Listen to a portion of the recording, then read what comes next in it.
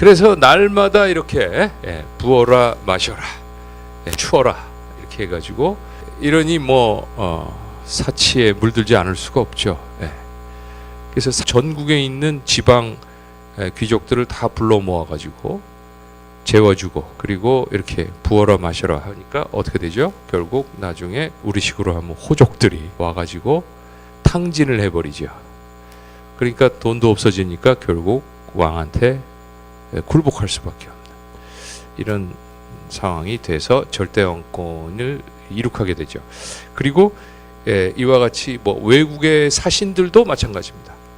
경외감을 불러일으키게 만들어요. 외국 사신이 오면 이렇게 접대를 하고 보여줌으로써 프랑스는 최고의 나라구나, 이거 우리가 도저히 범접할 수 없구나, 이런 그런 경외감을 이렇게 불러일으키는 전략을 쓴 거죠.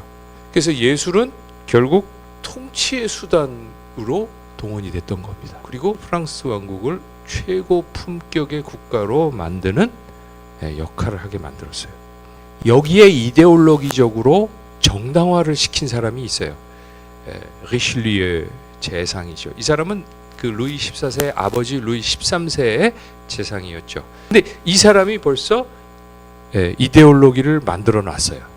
이런 말을 했습니다. 왕가의 사치는 외국인에게 존경의 마음을 일으키기 위해서 꼭 필요한 것이다. 사치를 정당화한 거죠.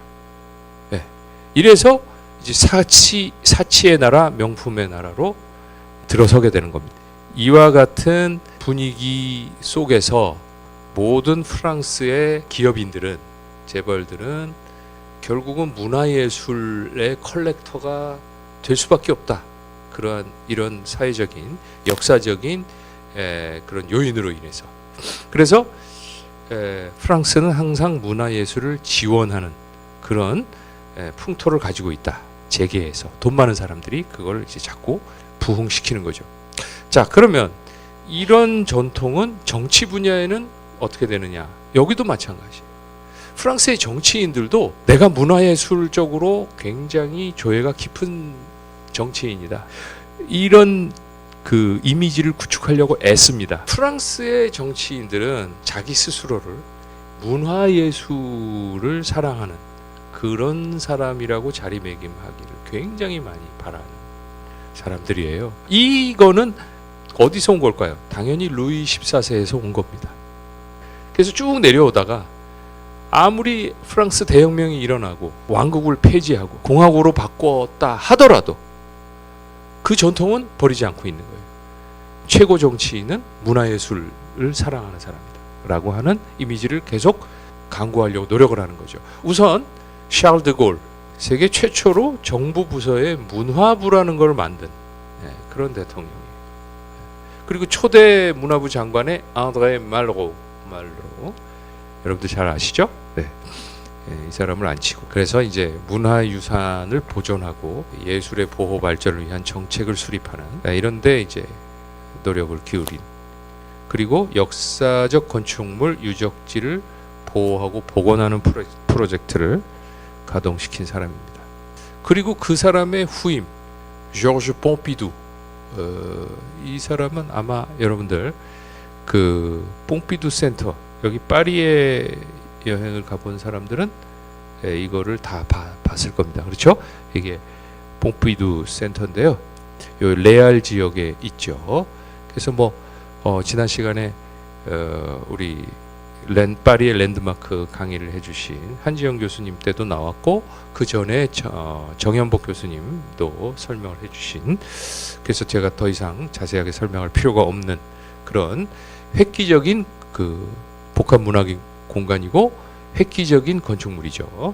말하자면 대통령 때 이 사람이 필생의 작업으로 임기 내에 제일 큰 사업으로 시행했던 그런 건물인데, 불행하게도 뽕피두는 혈액암으로 사망하게 됩니다. 임기 중에. 그래서 이 사람이 1974년에 죽고 뽕피두 센터는 77년에야 완공이 됩니다.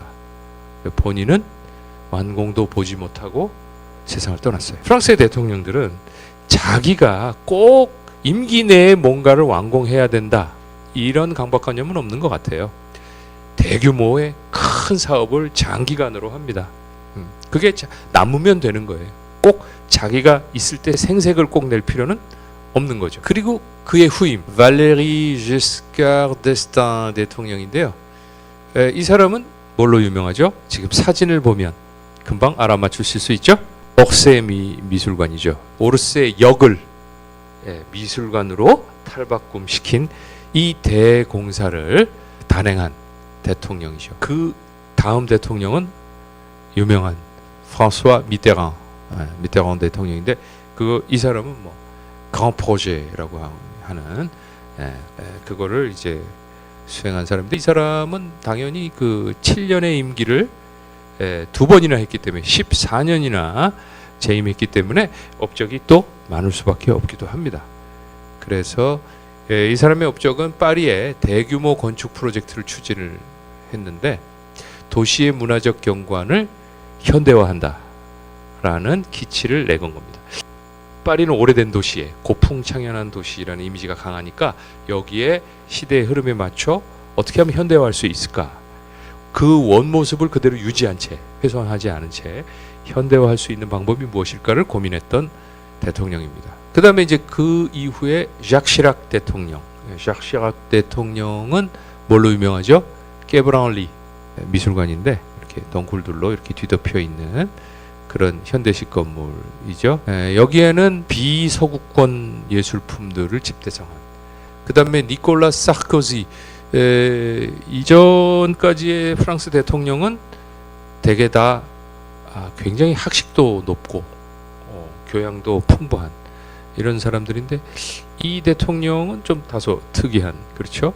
그래서 정치 뉴스가 아니라 연예 뉴스에 더 많이 나오던 이런 사람이었죠. 근데 이 사람은 업적이 뭐냐 하면 아부다비의 아랍에미레이트의 분관을 설립을 해서 만들어준 거죠. 이 외교적인 큰 성과죠.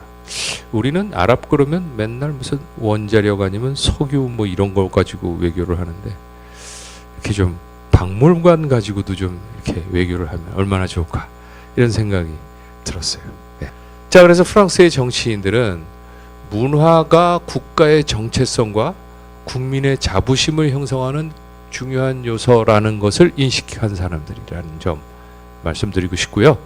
그 다음에 문화정책을 국가 운영의 핵심으로 운영하는, 늘 경제가 아니라 문화정책을 핵심으로 운영하는 사람들이다.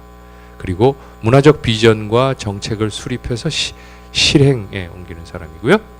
그 다음에 프랑스 문화의 발전과 보전에 기여하려고 노력하고, 이를 통해서 결국은 프랑스라는 국가의 이미지를 고양시키는 데 일조하는 사람들이다 라고 이야기할 수가 있습니다. 그래서 프랑스는 기업인들뿐 아니라 정치인들도 문화예술 사업을 중시하는 사람들이라고 볼 수가 있고요. 프랑스인들은 항상 스스로를 문화 대통령이라고 자부하기를 좋아합니다. 근데 우리나라를 비롯해서 상당히 많은 나라에서는 항상 자기를 경제 대통령이 되겠다, 맨날 이런 소리만, 그렇죠? 우리는 언제 문화 대통령을 표방하는 대통령을 가져볼까, 이런 생각을 가져봅니다. 왜 그들은, 기업인들과 정치인들은 예술에 힘을 쏟는가? 인간을 동물과 구별 지어주는 요소들 중에서 그 으뜸은 예술이죠. 침팬지, 보노보 예술적인 활동을 못합니다. 인간만이 할 수 있죠. 호모 사피엔스만. 그렇죠? 먹고 사는 경제 문제가 생존의 조건이긴 하지만 예술은 인간을 가장 인간답게 하는 고차원의 활동이라고 할 수가 있겠죠. 예술이란 무엇일까요? 저는 이렇게 생각해요. 정신적인 것을 나타내는 물질을 창조하는 행위. 이게 저의 예술의 정의입니다.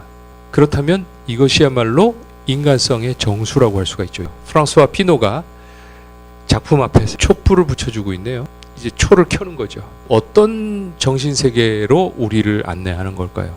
생각하게 만드는 거죠. 어쩌면 촛불이 점점 타 들어가는 거를 이 남자 조각상이 쳐다보고 있는, 그래서 뭐 어떤 삶의 유한성 이런 것을 생각하는 건지도 몰라요. 어쨌든 뭔가를 생각하게 하는, 끊임없이 우리에게 생각하게 만드는 그런 것이 예술이 아닌가, 이렇게 생각할 수 있어요.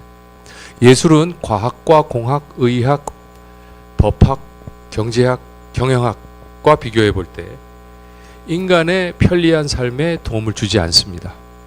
저도 인문학을 하지만 전혀 도움을 못 줘요. 이런 곳에는. 그런데 위기가 닥쳤을 때, 특히 예컨대 코로나가 발생했을 때 인문학이나 예술은 아무런 도움을 못 준다는 것에 절망한 적도 있어요. 저는. 이 상황에서 내가 해줄 수 있는 게 뭐지? 없어요.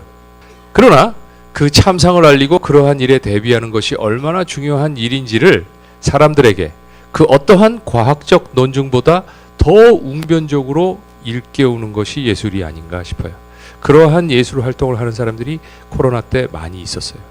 저는 그들로부터 커다란 위안을 얻었어요. 예술은 그 비판 정신을 통해서 사회를 부패하지 않게 하고 더욱 건강하게 유지하도록 해주는 그런 활동이 아닌가.